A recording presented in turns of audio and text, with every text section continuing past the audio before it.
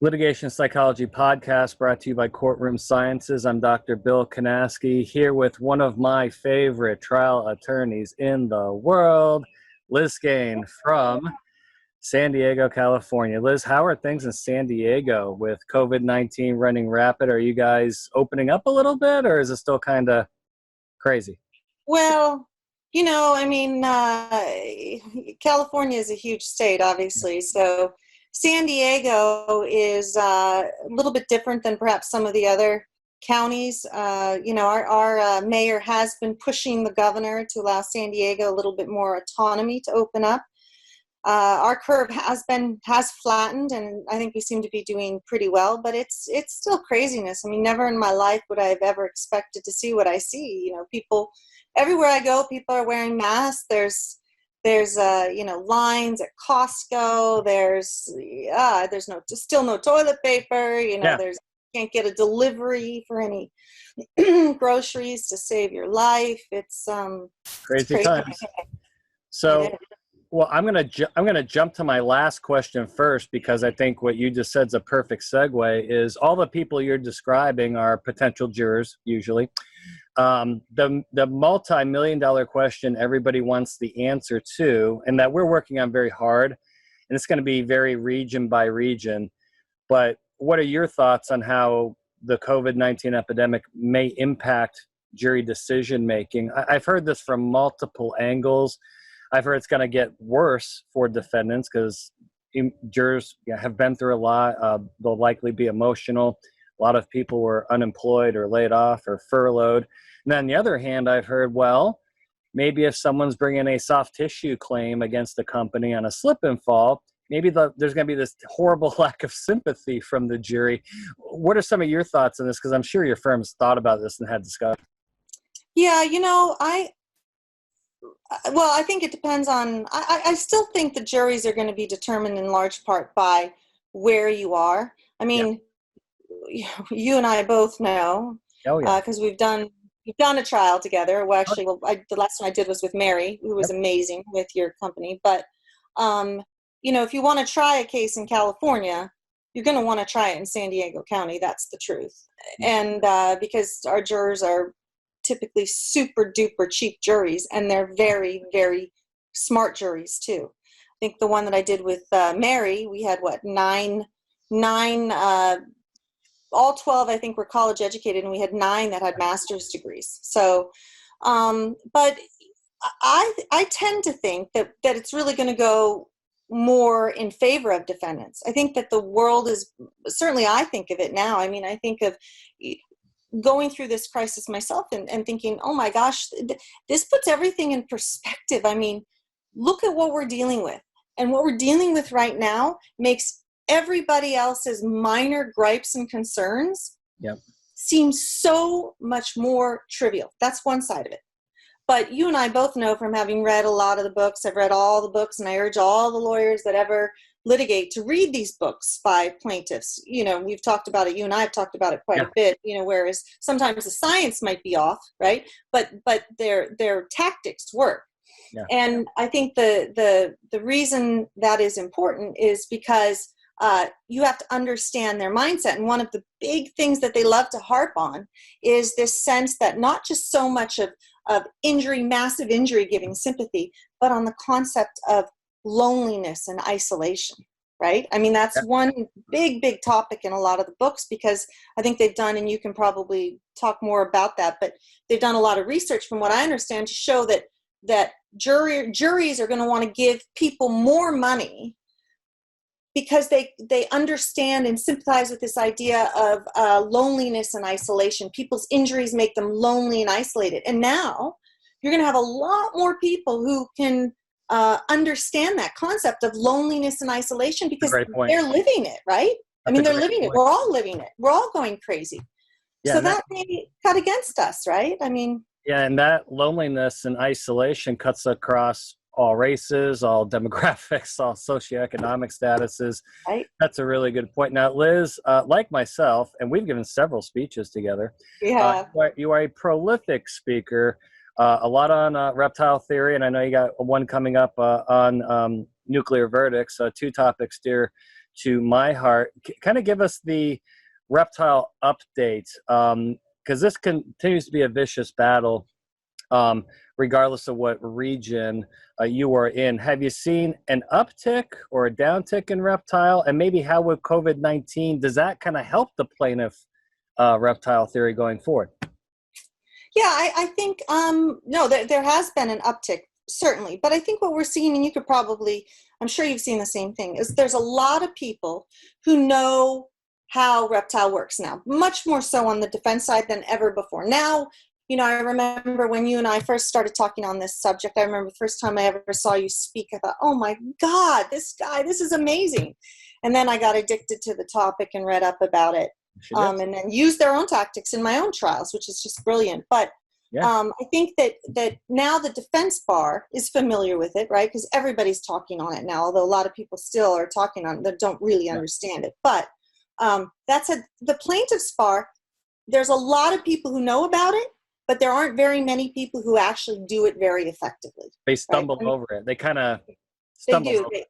They have to. There are only, that I can think of, plaintiffs that I've been involved in cases with, there's only truly a handful of them that are really, really proficient and very, very good at it. So there's a lot more people that try it. And if you try it and you don't do it properly, it backfires against you, right?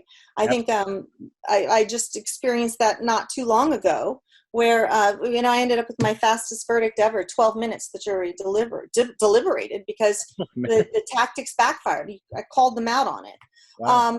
But I will say this too, is the insurance industry, which is notoriously slow, and the defense bar is notoriously slow, they get it now too. In fact, talking to some top level insurance executives, they're all talking about it now.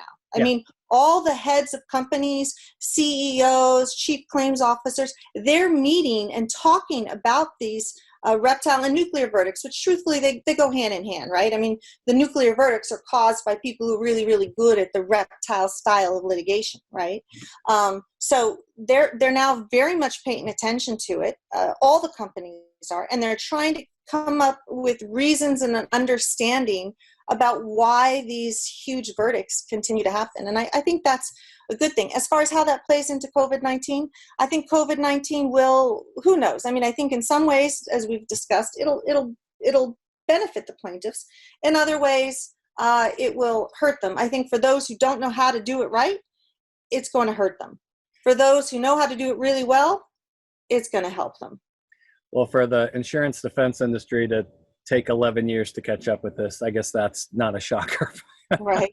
But another question, and I've talked to several guests about this, between commercials, a lot of emails, things being posted on corporate websites, there's a lot of companies coming out essentially saying, hey, we're going to guarantee and ensure your health and safety going forward. And I don't think that this has been well thought out, because I get these emails every day, and I'm thinking, if a plaintiff attorney gets this email, that's Exhibit A in your reptile case, isn't it? Oh, God. Oh, I had a case where,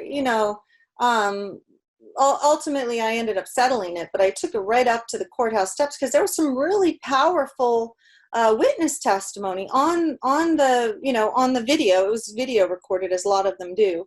And they're pulling out, they're showing screenshots from the company's website where they say exactly that. And that's why, when I prep these witnesses, I say, listen, you guys, you have to be aware of everything you put out there, right? The plaintiff's bar is notoriously good at talking to one another. Yeah. They're notoriously good. And they share information. We don't do that on the defense side of things, and we really ought to, truth be told, but we don't. But they share information. So if you've got some email or letter or something out there, every good plaintiff's lawyer out there has it. And you're going to see it in trial, and you're going to see it in deposition. So there's got to be a lot more forethought in putting this stuff out there, especially when they use, like you said, these key words like safety. Right? I mean, geez, that is Exhibit 1, highlighted, blown up on the screen. What are you going to do with it then? And in all these emails and commercials, it's always the first sentence And I swear they copy it off of each other. It's I don't care what, it could be Hilton, it could be Delta, it could be Southwest, it could be a food service, and they all go to the same thing first. I think that's where the response, like, hey, we got to say the right thing here to keep people calm, and Right. but they're not really looking at litigation going forward.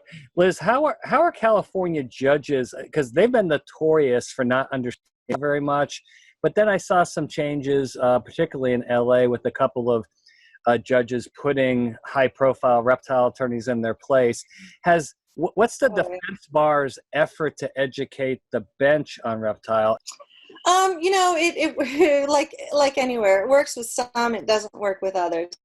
I will tell you that, and this is something you and I should definitely talk about in one of our next things, talks, if we get to give another presentation together, is I not long ago had a trial where I was getting ready to argue motions in limine, because a lot of this stuff to deal with, the reptile tactics, you got to bring them up in motions in limine. Yeah. And one of the things, obviously, good plaintiffs lawyers do is they use the voir dire process to start introducing those terms and introducing numbers. And once a number's out there, then they're stuck to it, and then they repeat it throughout trial. So, they throw out a number in voir dire, right, rather than in opening statements, and then it just sticks there. So they talk about 10 million or 40 million in voir dire, and then they manage to eliminate those jurors that say that for cause, saying that there's no way they could give a verdict of $40 million to a woman who had a broken arm, right? So that's a sane juror, and now all of a sudden she's being kicked for cause. So you're going in with the deck stacked against you. But I have now had judges where I will tell them that that's happened. And the last trial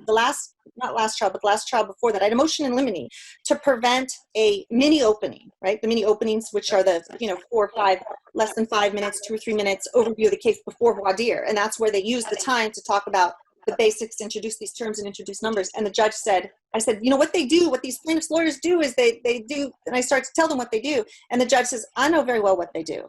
And he looks right at the plaintiff's lawyer and he goes, you will not be giving a mini opening in this case, even though there is a California rule of court that says they're favored. So there are some that are catching on, and there are quite a few of them. I mean, the case that I did with Mary of your company, he was very, very much familiar with the process, and he was with us the whole way along. I mean, we objected, and he would strike portions of the testimony that refer to community and community values and safety and all those things that we talked about, because he was from California. Not so much, I think they really seem to be getting it in LA down south. I've had the problem more with Northern California judges, and they have no idea what's going on. They've never even heard of it. So it's just still taking some. It's amazing that they haven't, but it's still taking some time. Well, Liz, thank you so much for being on our podcast. Please keep in touch. Let's do a talk together soon. And listen, if you need a witness prep, we are doing virtual witness preps via Zoom or WebEx. So, sign up at any time. I have plenty of time to do it right here from Orlando, Florida. Awesome. Thanks so much. And thanks for taking the time. We'll talk to you soon, Liz. Bye.